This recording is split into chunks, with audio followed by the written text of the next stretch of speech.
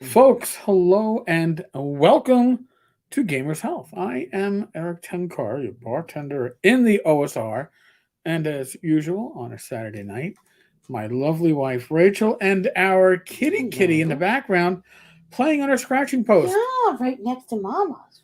She'll probably come along Yeah. and give us her presence at some point during this stream. So, folks, okay, Sadie, they can all hear you now. We were discussing what we were going to discuss, and there's a couple of things related to our current health. I thought was interesting. Now, uh, again, for those that might not know, I am a type 2 diabetic. My A1C, uh, when I was hospitalized for congestive heart failure in the spring of 2000, was 9.5. And now it's around 6.3, 6.5. My blood sugar was out of control. Didn't help that I was like binging on candies as I was Oh, suffering God. through the congestive heart failure before being hospitalized. Because when you're depressed, what do? You binge on something that makes you Yummy things that change your mood. oh God. Mhm. So I do miss some of that candy. However, um, after that But not that much. not that much. They put me on they put me on insulin. There's nothing that tasty. No, they put me on insulin and then weaned me off insulin, moved me on to Jardiance, and the whole time I was taking metformin. Metformin tore my stomach up. Okay, it really I did not react to it. From my readings, I think 10 to 15% of people that are prescribed metformin have a bad reaction in their stomach, their digestive system, their bowels just don't react well to metformin. And I was one of those. But I was taking so many medications, I did not know which medication was the issue until this past fall. Inadvertently, we left it behind when we went to the Poconos, and I was like, "Oh, look at that! I'm not having certain issues." So I knew exactly what the issue was. So spoke with my endocrinologist, and he's like, "All right, we can try the extended release metformin." And he, we were on 1,000 milligrams twice a day with food. He was giving me 1,000 milligrams, but as 500 milligram uh, pills because you can't cut an extended release in half. So he's like, "Well, I could adjust it." Well, I adjusted it, and you know what? Didn't matter what I adjusted it to. It wasn't working very well for me. So I just stopped it. And I figured that was kind of like the instructions I was given anyway. Experiment, see what works. Well, it wasn't working. But what was working, my blood sugar was maintaining. I take Jardiance, but I take no insulin. I take one pill in the morning for Jardiance. I haven't taken metformin now roughly 2 months, maybe once or twice in December, literally once or twice. So I have the continual glucose monitor from the Freestyle Libre 2, and I'll take my blood sugar right now, show it to you to 97. That's a 97 after we had a Sonic for lunch, and I had a double cheeseburger with bacon and Is that fries. what that was? Yes, I had a double Mhm. cheeseburger with bacon and fries, and then I had a, a kickstart with some carbs, 80 calories worth of carbs and caffeine after we came home, and yet my blood sugar right now is 97. That's before adding in the red wine, because the red wine, as I have learned, red wine tends to bring my blood sugar down, which is a beautiful thing. I don't know about the white wine. Rach likes the white. I like the red. So I find that my doc, Wow. I asked him, are there alternatives that we can use for metformin? He goes, yeah, there are some alternatives, and some of them are you can get the Jardiance with the alternative uh, drugs, medicines in the same pill. But he sent me, after the appointment, see you in 3 months, no new prescription. So it means Yeah, you just let it ride um with the Jardiance, Jardians. Yeah. right? So now part of it is also I've been trying to work out more steadily. When I say workout, it's gotten cold out there, right? We're not doing our normal 40-minute long dog walks in the park. It just isn't happening. So I am doing more of cardio, shadow boxing, some weightlifting with free weights, and I try to hit even with the Omicron, even with the COVID-ness going on. Mhm. Rach and I were, I guess, like 2.5 weeks now since or almost 2.5 weeks since we were Mhm. diagnosed with Omicron. We were negative earlier this week, so we're no longer typhoid Marys, but still, I was happy. It was like 4 days straight where I didn't nap. The last couple of days, I've been having, not today, surprisingly enough, but the last couple of days, I've been having this 4:30, 5 o'clock collapse almost. My energy goes straight down to the gutter, and I need a nap. Yesterday, I napped. I had a live stream with Joe the lawyer. I napped until about 15 minutes right before the live stream. Mm. It really, it's still part of the process, I guess, of the COVID fight. But what I've noticed is that since I've been doing these more constant workouts, I again congestive heart failure. One of the things you have to do is you have to weigh yourself on a daily basis. I have a scale that tracks my phone and it tracks my weight. And my weight used to range like between 224 and 228, and now it's ranging between 227 and 231. And I was getting a little worried at first. And then I realized that my arms are bulking up and I can feel my sides tightening. My pants fit as well as they've ever fit. So it doesn't appear like I am putting on fat or retaining water. It appears that I am building up muscle. And I learned in the academy 25 years ago, I can put on muscle and apparently not burn off any fat. I put on 10 pounds in the academy. It was all muscle, but I don't think I lost any fat when I did that. So just how my body works. So it looks like I am apparently putting on muscle, and I'm glad, and hopefully the muscle I put on will increase my metabolism, allow me to burn some of this fat off, and again help me control my blood sugar. You know, when you have a better metabolism, it's a more balanced metabolism. When you start losing some of that fat, your blood sugar should start coming back into a range. Because the thing with my blood sugar too is that if you're somebody who does not have diabetes and you have a quote high carb meal, your blood sugar will spike, but my blood sugar will go up like a rocket, and it will come down like a rocket, but it's kind of not as fast, but it will come down much faster than it used to. It doesn't stay up there like it used to. But yeah, it's like an odd-shaped bell curve. Like it's not a bell; it's like a shoot it's straight up, and then it's and then maybe is it more of a bell as it comes down? No, but you know, if it goes up on a nearly 90-degree angle, it comes down like on a 70, 60-degree angle. Gotcha. So there's a little bit of a balancing going on. And again, these are things that I can watch. I can observe. I mentioned to my endocrinologist that when I had a cold at the beginning of December, I saw my blood sugar go up about 40, 50 points.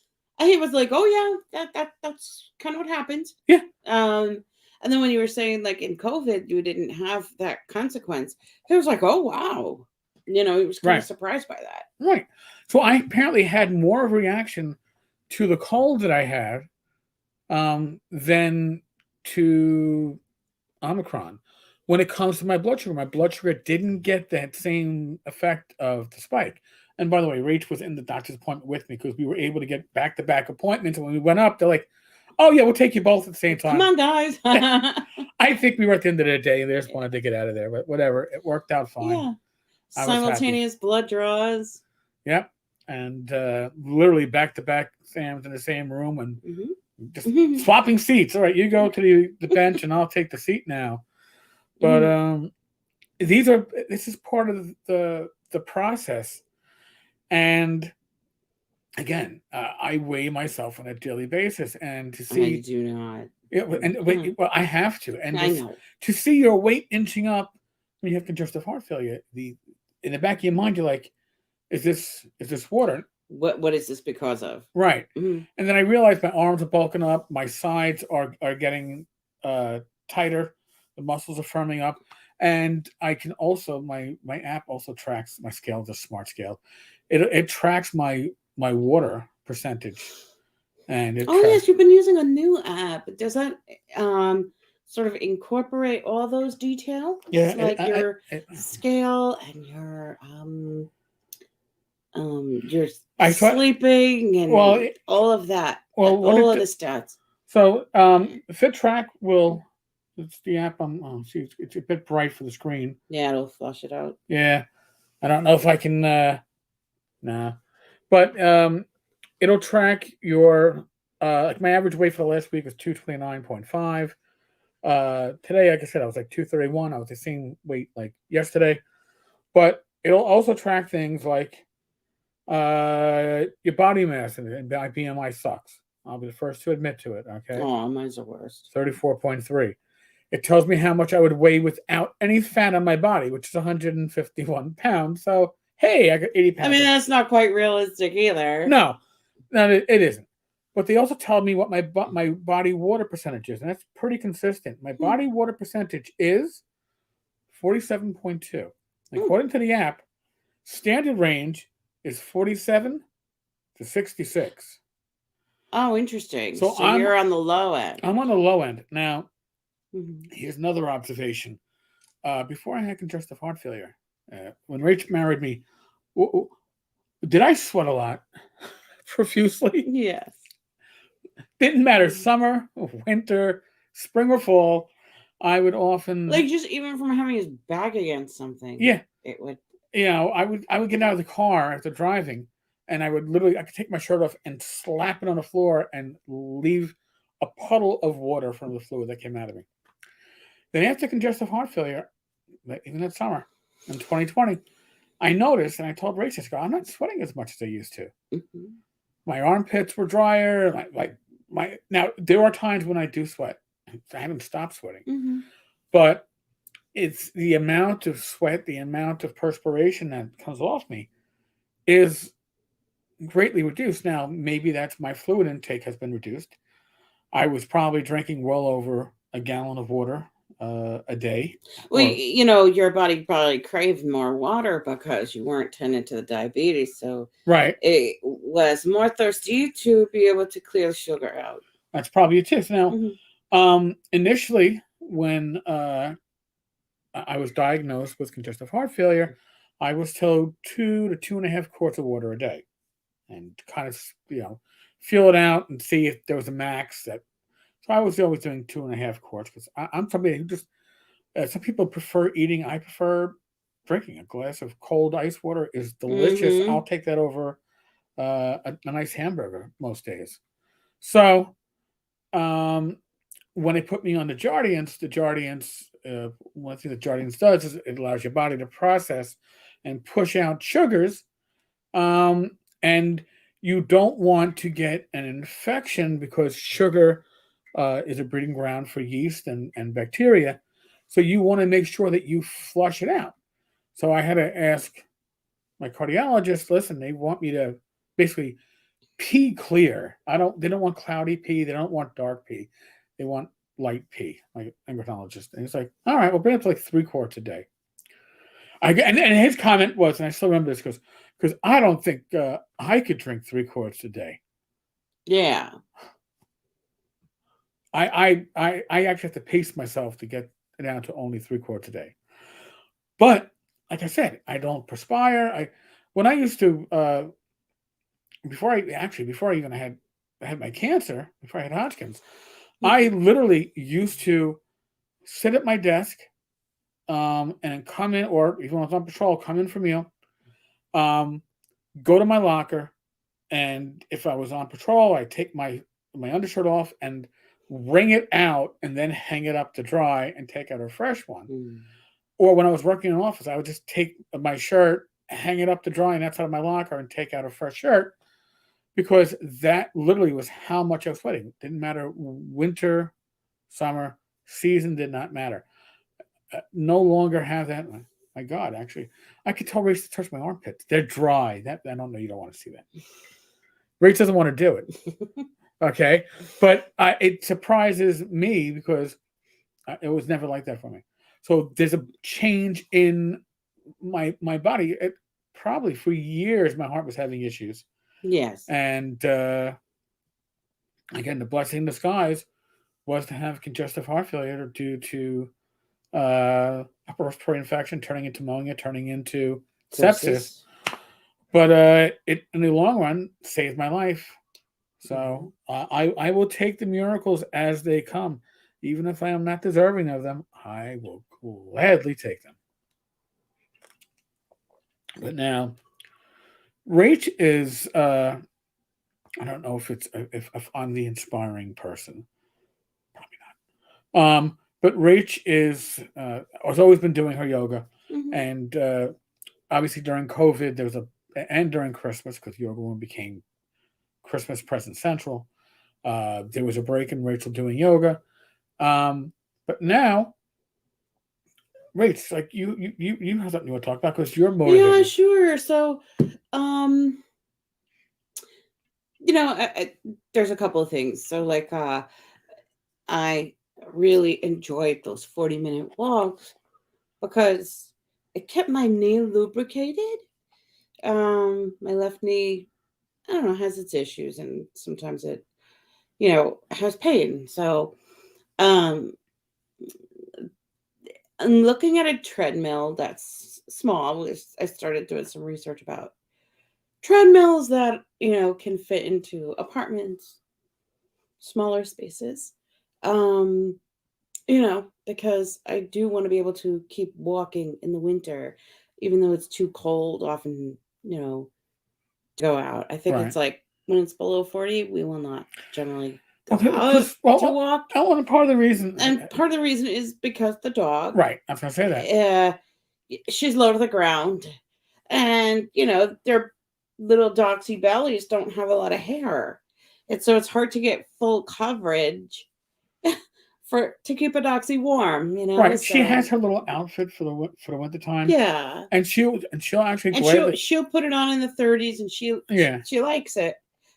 I mean, not She- 30s, but in the 40s. right, and But, you know. the thing is, if you take her for a walk in New York, where we live in Queens, um, and that kind of a temperature, she'll step out and she'll walk around the block and she'll walk right back in. And that she'll walk by the house She's like, normally. yeah, I'm good. I'm good. But in summer, she'll walk for blocks and blocks and blocks and blocks. Yes. She doesn't not want to go in. Yeah, she'll do anything she until can. she's just, tuckered out. Right. So, but in the Poconos, she'll still do a longer walk, but then she's very happy to go back into the house. She won't walk past the house.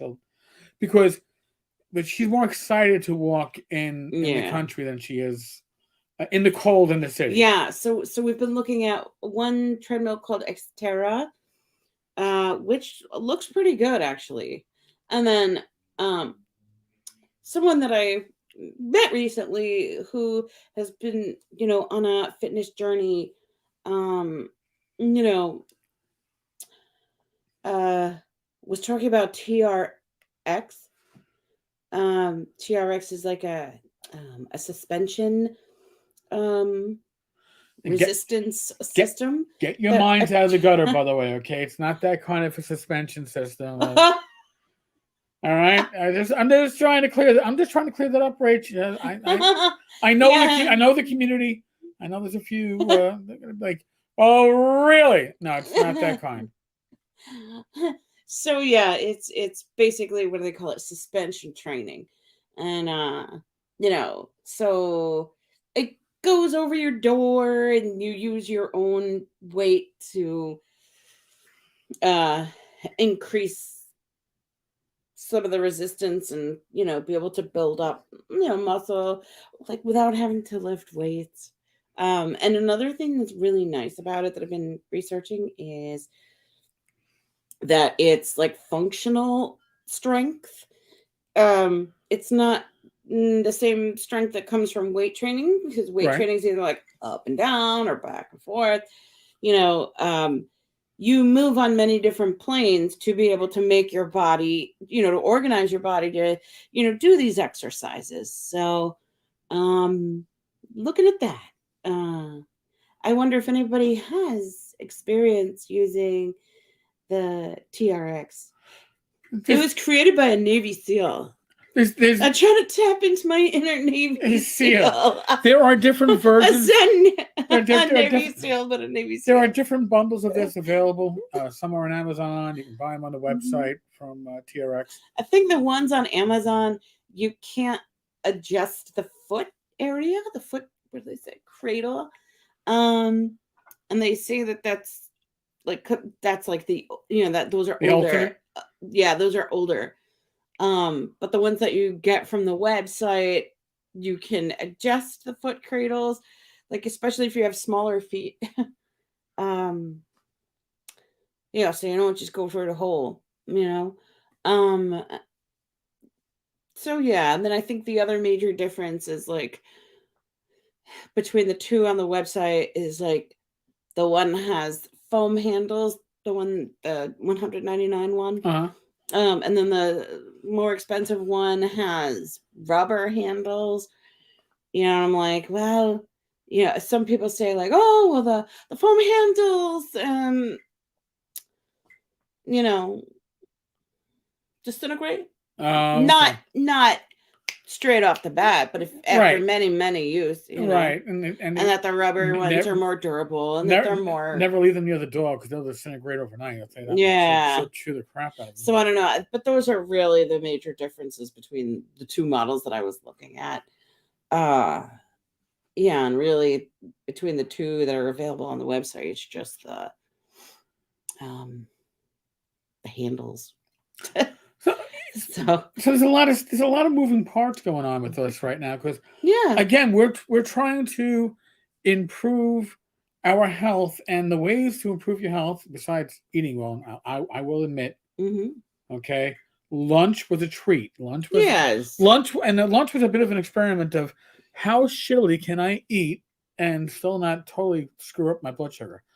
And I learned I can eat fairly shittily as long as I'm keeping the working out going. So, but not eat shitty on a regular basis. I can throw it out there once in a while. Listen, because if you were like, oh, how can I dope fiend this? How can I cheat this? How can I get over on it? Yeah, we're gonna fuck up royally, right? And it's gonna have like medical consequences for us. I don't want that. Yeah. So like tonight, after we do this, we're gonna turn on one of the football games, right? One of the wild card games. I believe it's Buffalo versus New England. Should be a very good game to watch. Now, I could eat like crap, right? And I'm going to hold off my eating like crap for tomorrow, by the way. But tonight I'll snack on cheese, which is very good for my carbs and my red wine. Keep my carbs nice and steady. Now, tomorrow, we're going to probably go down to our local pub. We're going to go down for like probably the second or third game of the day. And I will have my sliders. Grandstand makes great sliders. But I substitute out for the fries, I get a salad. Now, some people go, well, that's like you're still eating shit. You know what? Yes, I'm having sliders. Am I eating strictly healthy keto? No. But if I was having the fries, yes, I'd be full hogging, eating like shit. I'm going to have a salad. So you kind of balance it out a little bit. And maybe I'll have red wine instead of my Coors Lights. Again, to bounce out the carbs. Having like a couple less, make the next round water, so that this way, sort of compensate for that where, you hear that? Make the next round. At least seltzer with lime. Whatever. Seltzer with lime or make it your water. Diet Coke, whatever. Make it water. But and they make some really good wings there. They're 50 cent wings, right? Yeah, 50 cent wings on football. So we'll eat well, but it won't be something that's going to blow my blood sugar out of the water either. You got to compensate, and I'll probably do my working out. I'll get my exercise time in before we go down. It's supposed to be cold again. It's not going to be cold because it's going to be turning to rain tomorrow night. The snow. Oh. Yeah, we're supposed to get any I don't know 1 to 3. That's not cold compared to today where we were lucky to hit 20. I think tomorrow we're going to get in the evening 1 to 3 inches of snow before it turns to rain. It's just going to be a mess. But such it is. Such is the winter, right? I mean, uh, the winter. If you're in the Northeast, you know that, and if you don't live in an apartment, if you live in a house, you know you're going to be shoveling, right? Yeah. You know it comes. Which is great exercise. Yes, it is. Really got my heart rate going the last time. But by the way, the reason why Rach drinks out of an actual glass and I drink out of this like little metal tumbler is because if the bar shoes come in, I don't want to get ripped for having ice in my red wine. So I blew my own spot up, and that's okay because I'm allowed to do that. But I don't need people coming into the chat and ripping on me. What's the matter, Rach? I keep hearing this little sound. I don't know what it is. So I don't know if it's a heater or something. It could be the heater. It could be the parents' cats outside in the hallway. There's a lot of things it could be. I'll tell you what it isn't. It's not a ghost. No. And it's not some stranger coming into the house to kill us. No. It's just an odd sound. I was just like, where is that coming from? Where is it coming from? So, now we've mentioned already that we are technically post-COVID. We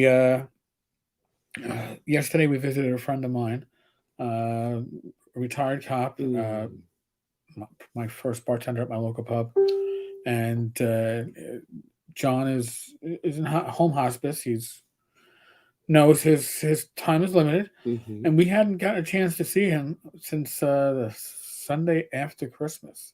Yeah. So this is the first time we saw him in nearly 3 weeks because I wasn't going to go over there until I was absolutely sure I did not have COVID. I wasn't going to transmit it to him. His time is already limited. I don't want to be the one that knocks a few days off that. That's horrible.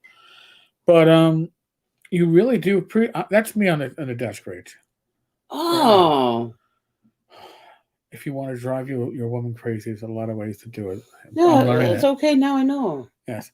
But it really, when you go to see somebody and you know that their time is limited, and I have friends that are, I don't want to say afraid, but they don't want to make that visit. They don't want to, because like, oh, I don't want to remember so and so like this, or I feel uncomfortable around these situations. I understand that completely because trust me, it's not a comfortable situation even for me. No. All right. However, you're not doing it for you. Right. You're doing it for the person that's in that situation who's, you know, their hourglass is going down to the last few grains of sand. Yeah. And they want to spend their time not just staring at a TV set. They want to spend their time. They love to, he loves to tell, his story. Just random stuff that he remembers. And he's entertaining with it, He's a good storyteller. Yeah. And he doesn't embellish. He doesn't need to. His stories are awesome, but he knows how to tell the story. And it is such a blessing to have people like that in your life. And it's going to hurt when we lose them. Oh, huge. But again, huge. We go to our local pub and people go, hey, how's John? What's going on with John? Like they all want to know. They all want to know. But going and dealing with that situation, they want to know from a distance. Right. It's safer for them that way. And they talk about it for a long time with us, like clearly they care, but it's like, I get it, sometimes people can't tolerate that, they've lived much of their life like avoiding stuff like that, and it's sort of like, okay, well, is it going to be more stressful for that person to have you there, like as a bundle of nerves, or just like so awkward and not knowing what the hell to say or do, or you know what I mean? Yeah, I mean, I don't know. It's really, I don't know. Very subjective. I guess my blessing and my curse is that literally, I was 6 months out of the academy when my training sergeant got killed, and I was assigned to the 6-man honor guard to his family for the night before the wake, the night of the 2 days of the wake, the funeral. My job was the family. You were there from at the house until 8 in the morning to midnight. You went home, you slept, and you came back to work. You got your dress uniform on, and you were out with the family, just allowing them to talk about their loss, really, because you were, to some extent, his kids. You were the trainees, and I was honored that I was one of the 6. There were 30 of us, and I was honored as one of the 6. And the hardest part was having to carry the casket. Yeah, definitely. We had to carry the casket in. We had to carry the casket out. We had no training for this. Yeah, and there's no like numbing that you can do as you're holding the thing, and you know what your person is in there. You know what's who's in there, but you've got to be able to take that emotion and literally bottle it up. And I'm not saying this is healthy. Don't let anybody go, well, that doesn't sound very healthy. I'm not saying it's healthy. All right. But this is something that I learned how to do because of the position I was in, and I am the occupation that I chose. And it allowed me to deal with a lot of situations, whether it was on the job, and to take things like the 6-year-old that we lost despite trying to get them to the hospital in time, or even when our Thanksgiving a number of years ago, when hey, we haven't heard from. It was from before Thanksgiving. Day before. Is that what it was? A day? It was a day before. Okay. It was the day before Thanksgiving, and my mother's cousin Carl and his wife would always come over. Yeah, my mom had died like less than 2 weeks before. Yeah. And we always I held her hand as she went, and then we got this call. Well, no, we didn't get the call. Oh, your mom made the call. No. I made the call. What? I was asked to make the call up Carl and find out what's going on. Are we going to see them for Thanksgiving? Oh. So I make the call, and I'm like, "Hey, Carl, it's your cousin Eric. Are we going to see you and Mary Lou for Thanksgiving tomorrow?" And the answer I got, which was, count me in, but my wife is dead. I'll be there, but my wife is dead and won't be able to make it. And I'm like, we're like, what? What? I go, hold on, Carl. Well, yeah, Mary Lou's dead, so she won't be able to make it, but I'll be there tomorrow. So I'm like, huh? What? And then it's like, shit. I'm like, all right, we gotta go out to Long Island. We gotta go check up on Carl and Mary Lou. Why? I said, hey, Carl just told me he'll be here tomorrow, but Mary Lou was dead. We've got a problem, and we already knew that my mother's cousin was beginning to lose. Yeah, we knew there was a disconnect going on. So we get into the car. I drive out. My father and Rach come with me because Rach was off. I took the week off. I used to always like to take off Thanksgiving week when I had the seniority to do so. And pull up and get the door. Carl meets at the door. I'm like, hey, Carl, how are you? He goes, oh, I'm good. I'm like, oh, looked a little disheveled, but all right. I go, so Carl, where's Mary Lou? Oh, she's upstairs. Okay. She's sleeping? No, she's dead. She's laying in front of the bathroom. Yeah, she's laying in front of the bathroom. She's dead. Not matter of fact. Yeah. So I look at Rach. Well, clearly he was able to say it. Yes. Nothing was. It wasn't connecting. It's like she's dead. But it wasn't like, oh my God, my wife is dead. It's like, So I looked at Rach and I looked at my father, and then I had the realization of, holy shit, I'm the cop. This is my job. And I'm the social worker, so I'll call 911. Right. So Rach calls 911, and I went up, and sure enough, she's done a face plant. It looked like she was on the bowl on the toilet when she had her heart attack, and then did a face plant, and then sprayed out a little bit because Carl tried to pick her up, and he wasn't able to pick her up. So I did the basics. I checked for breath, checked body temperature, checked for a pulse.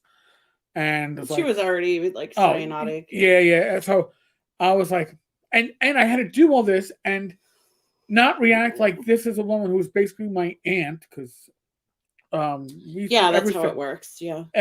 and not deal with it on that level. Deal with it on, I'm a cop. I've gone to a DOA job and I verified there's a DOA, and my partner is downstairs, calling the ambulance, calling the bus, and calling the morgue or whatever's got to be taken care of, and taking it from there.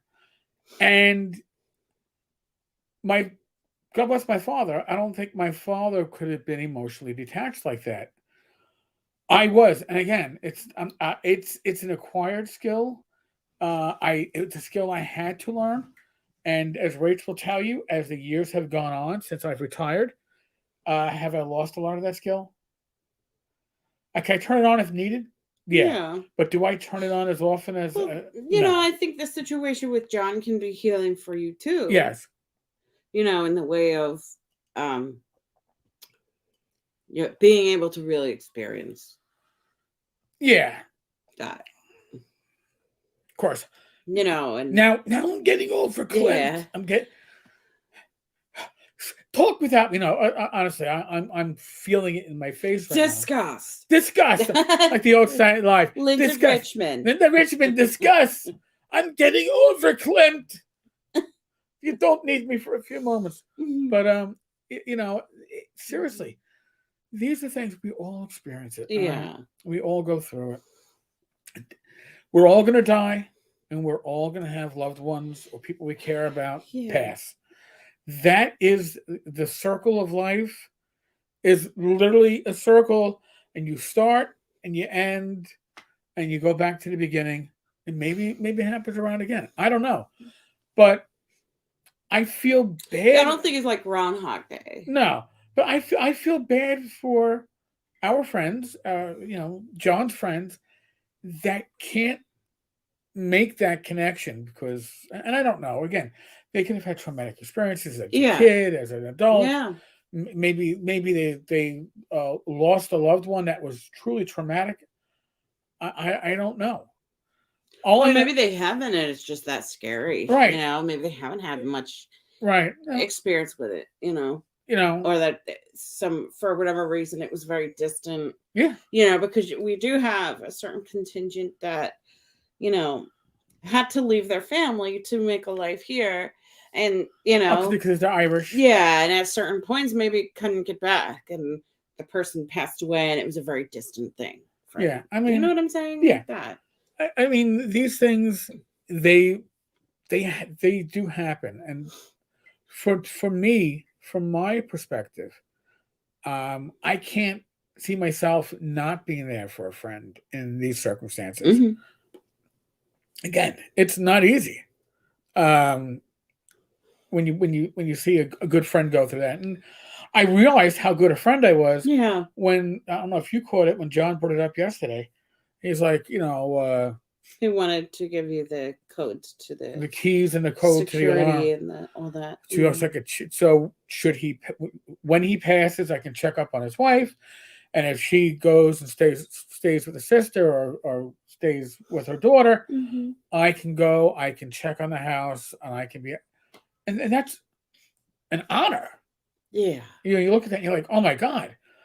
At the same time, it's also a hell of a responsibility that you're taking for someone, and you're saying, when you pass, I will step up and be an extension of your family to take care of stuff. Yeah. And it's a lot. And I can understand how some people just don't want to put themselves in that situation, because it is scary. I'll be honest with you. It's not one of like, ooh, Mr. Carter, pick me, Mr. Carter. Yeah, and then we all have different spiritual, our spirituality comes out of us, and people read that in different ways. And for some people, they see it in others, and they just find a home in it and find trust and can do that. And sometimes other people's spirituality, humanity, it's buried more. I guess. I mean, that they can't see that or trust that person, or I mean, I think I've or mentioned that the this. person can't make themselves available just because of Part of the reason why Rach and I do this, how actualized they may or may not be. Like, listen, one of the reasons why Rach and I do this live stream, right? When we do it on Saturday nights, and we do it very regularly on Saturday nights, and we talk about stuff that people go, "Wow, that's pretty deep," or "That's pretty revealing," and that's like, "Wow, that's pretty personal," right? We talk about stuff that, like, people are like, "Why are you giving us your exact like glucose numbers? Or why are you talking about people in your circle that are passing?" Because somebody out there's gonna because watch we're all this. we're experiencing We're all that. and everybody's experiencing something, And that's part of our health too, right? like our mental health, to be able to But should you talk meet, about the impact that that process has on us. right? Should you meet Rachel or I at a convention, or at a game day, or I don't know, at an online meet? Oh, I don't know. But if you meet us, you're gonna know us. All right, you're gonna know. Listen, Just look for the hair. yeah, look for the hair, or the graying hair in this case. Listen for the bad New York accent. But what you see is what you get. I don't. I've never had the energy in my life. I shouldn't say that. Well, I did try for about 2 weeks. I had about 5 years in a job to be more than me or be somebody different than me, and it takes too much fucking effort. I'd rather. Oh, for what? Because you weren't made to be that. No. So I'm myself. And if you get to know me, you watch my live streams, you watch my videos, you're gonna go, I know Eric enough that I can have a conversation with him, and we'll probably that's connect. the whole thing. Like, that's what I mean. Like that whole spirituality piece is part of that, is like acceptance of self, and that you are enough with who and how you are, and that you just don't give a shit what other people say or think about it. Oh yeah, if I cared about what people said about me, most of it's good. Some of it is like, wow. As a recent person said, I'm not telling you that if you're friends with Eric Tenkar on Facebook that I'll unfriend you if you don't unfriend him first. But for the mental health of one of my friends, you should probably unfriend him, because I don't want them seeing that you're a friend of mine and you're a friend of Tenkar's, because he harassed my friend in the past. Listen, whatever. If it's that important for you, it's okay. All right. But if you, I've never understood that. It's like, I'm giving an ultimatum without really making an ultimatum, because because he doesn't have it to make. I don't look up who's friends with who on Facebook or social media. If you want, we're not children. If you want to friend me, this fine. Isn't the fourth grade. As long as you don't look like somebody who's like I don't know, a Russian bot looking for somebody who's desperate for sex and will probably give up their whole wallet for it. No. I'm probably going to accept your friend request. Yeah. Because I'm assuming that you have an interest in gaming and geek stuff. It's what I talk about. Those are the only prerequisites you have to have. Really? Really? There isn't much. I don't care if you're believe what you believe. Believe what you believe. I don't care if you're left, right, right down the middle, neutral. Right. If you have no political beliefs, if you're agnostic, Christian, Muslim, Jewish, Hindu, I don't care. Do you enjoy gaming? Do you enjoy talking geek stuff? Geek culture, the geek culture, what that means. Which I'm still learning. She's still learning, but she wants to learn. Yeah. But you know what?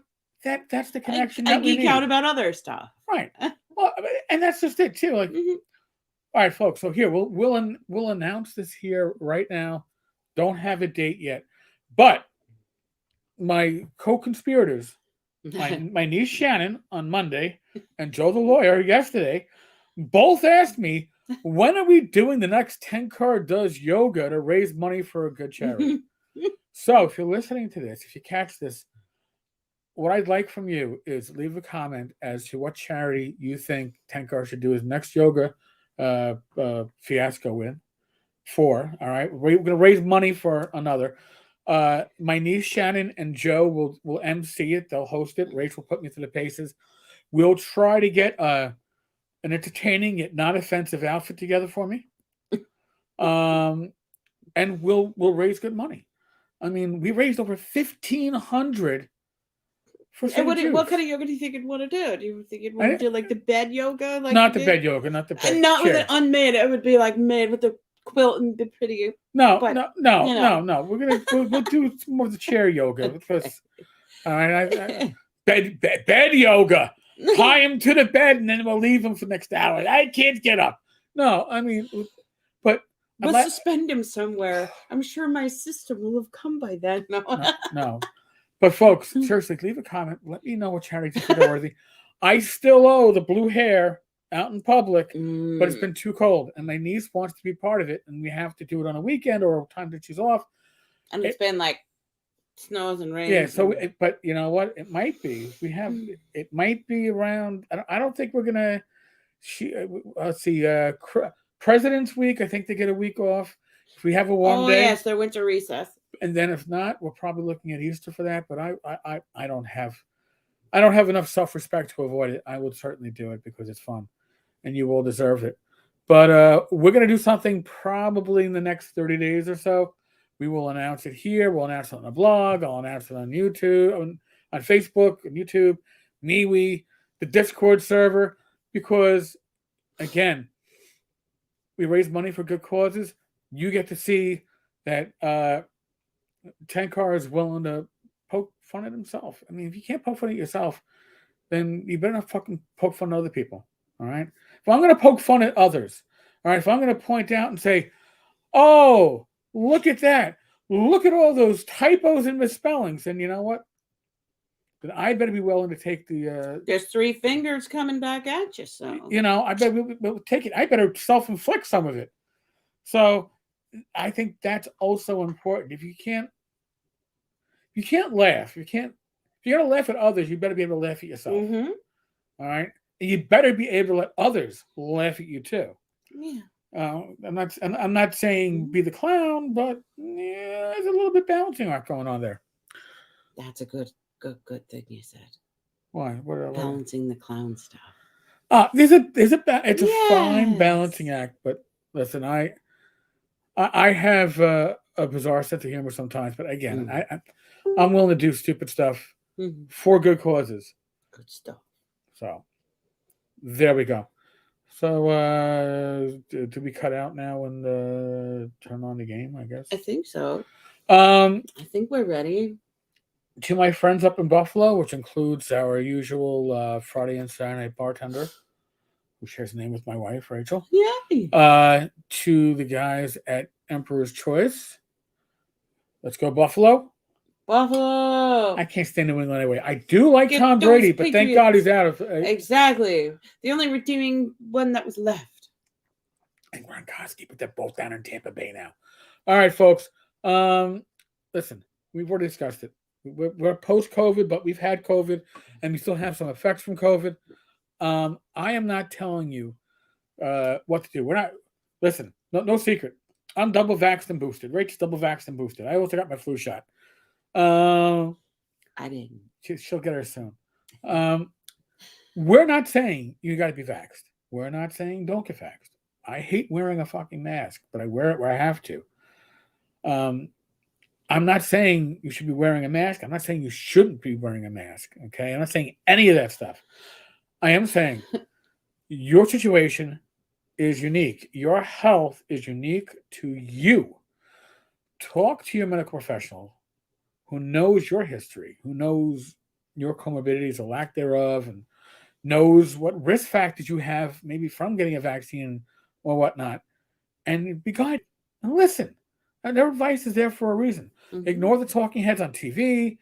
Make your own decision. Make your own decision, but don't be forced into, because like, oh well, Dr. So and so on BBN said, no, fuck that shit. Okay, your situation is unique, right? So find a professional that knows your unique situation. Make that good? Yeah, and take good care of yourself. Yes, and the people around you. Be safe. Be well. God bless each and every one of you. And I'll throw out a special God bless to Micah Havermail. I can never get that name right, but Yeah, you Michael have her mail. Havermail. Michael, good luck in whatever your path leads you at this point. You probably escaped, at the very least, one of the upper levels of hell. So hope it all works out for you in the end. Roll your dice, folks. Roll them well. And like Rach said, look out for your family, look out for your friends, look out for your community. All right. Om Shanti. God bless. I don't know your Peace. shanty stuff, but all right. Laters.